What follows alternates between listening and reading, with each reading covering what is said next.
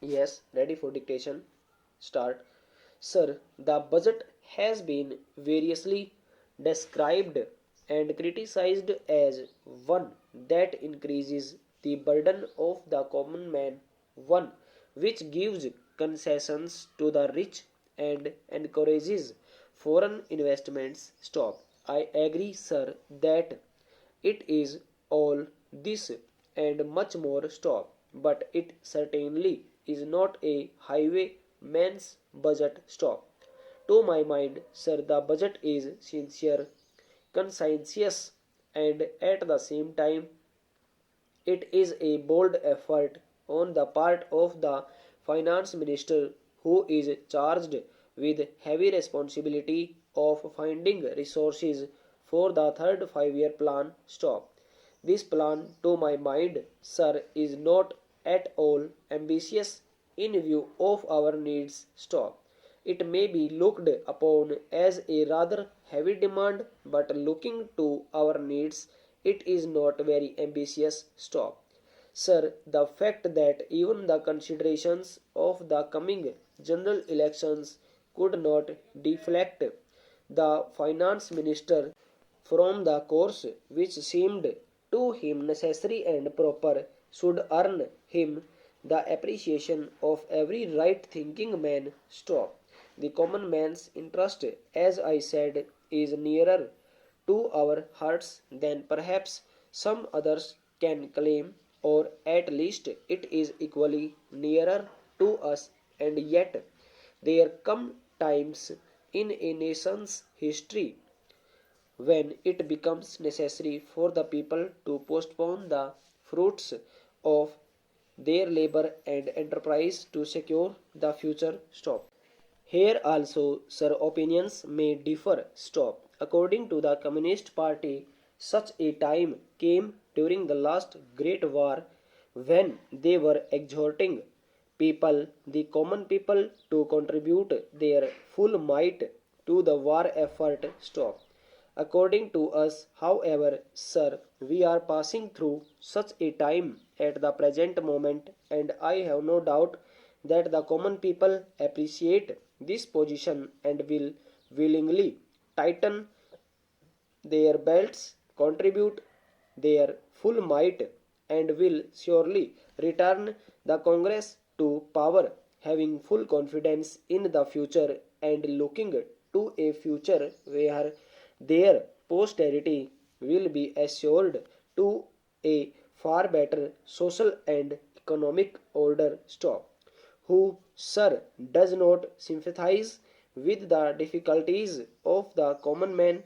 Question mark. As a matter of fact, most of us come from that class, and I am sure the finance minister would have liked to do away with some of the levies. Stop. None would have been happier if he could have done without these new levies, but there are certain very imperative limitations. Stop. We are passing through a critical period. Stop. Passage. Sir, it may not be necessary to continue these levies for a long time. Rather, I am inclined to think that better long it may be possible to have up some of them at least. Stop. I have very valid reasons to think so. Stop. Our public undertakings are coming to their own, and some of our important irrigation and power projects have just been completed. Stop. Some others are nearing completion, and in due course, I think in the very near future, they must yield returns. Stop. This will go a long way to lighten the burden of the common man. Stop. Passes. We might, sir, also resort to some other ways. Stop. I suggest that we might take to public trading in some specific items of export and import. Stop. That would also certainly go a long way and help us. Stop. The private corporate sector has been steadily growing and has been developing capacity. Stop. It is sure to benefit from all these present concessions and develop greater capacity. Stop. This sector must come forward to meet new demands for taxation in the future. Stop. I agree that so far as indirect taxation is concerned, it has reached the saturation point, but the corporate sector, growing as it is in strength, in vitality, and in capacity, will not, I am sure, shirk its responsibility to contribute to the common fund. Stop. I wish, sir, the committee which had been appointed to go into where the additional national income had gone had entered upon its labors a bit earlier and had made its findings available to us. Stop. I do not want to state its findings, but I have a feeling that the committee, when it concludes its labors, will come to the conclusion that a major portion of this additional national income has gone into the pockets of a comparatively small number of men, small number of individuals. Stop.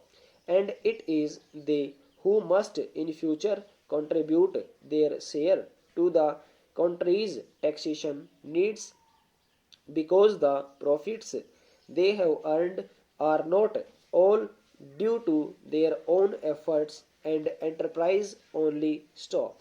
To a very large measure, they have the result of the economic policies of the government and due to certain other circumstances to which they did not contribute anything. Stop. Therefore, there is ample justification for the two taxes, the capital gains tax and the excess profit tax. Stop. I need not go in detail into all the reasons that my honorable friend has explained earlier so lucidly, but I must say that I entirely agree with them all. Stop. Having said this, I would like to say a few words about allocations which have been made to the various ministries in the budget. Stop. Over.